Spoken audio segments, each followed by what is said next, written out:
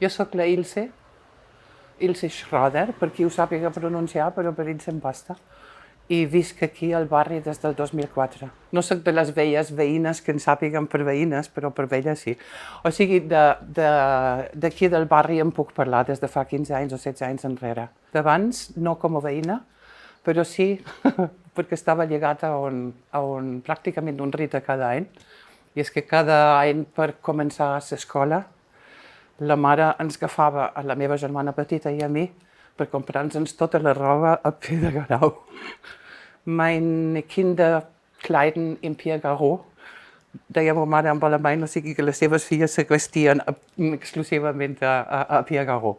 Amb això, la vivència meva era pràcticament anual durant tot el temps en què anava a escola.